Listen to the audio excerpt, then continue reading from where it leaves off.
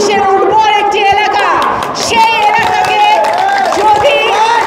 যদি আমাদের আরো শক্তিশালী করতে হয় তাহলে আমাদের একসাথে কাজ করতে হবে। কারণ বন্ধুগণ, ষড়যন্ত্র চলছে।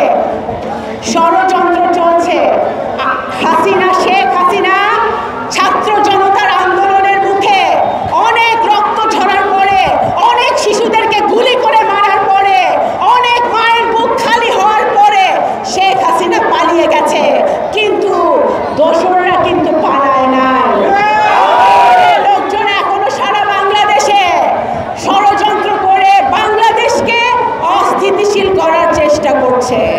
বিভিন্ন রকম ঘটনা, বিভিন্ন বিশ্ববিদ্যালয়ে গণ্ডগোল পাকিয়ে, বিভিন্ন রাজনৈতিক নেতার উপরে আঘাত হেনে, আপনারা দেখেছেন নুরুকে কিভাবে রক্তাক্ত করা হয়েছে।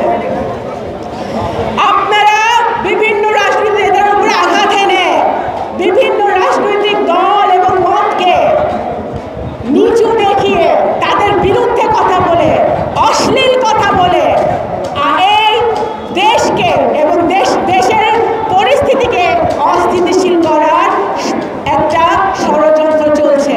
এবং সেই জন্যে আমরা যারা গণতান্ত্রিকামী রাজনৈতিক দল আছি তাদের সকলকে ঐক্যবদ্ধ থাকতে হবে।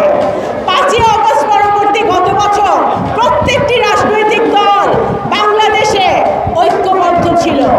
বিএনপি, জামাত সহ সকল যারা রাজনৈতিক দল, আওয়ামী লীগ ছাড়া, কারণ আওয়ামী লীগ তো তাদের দুর্নীতির কারণে, তাদের অপশাসনের কারণে তাদেরকে জনগণ প্রত্যাখ্যান করেছে, কিন্তু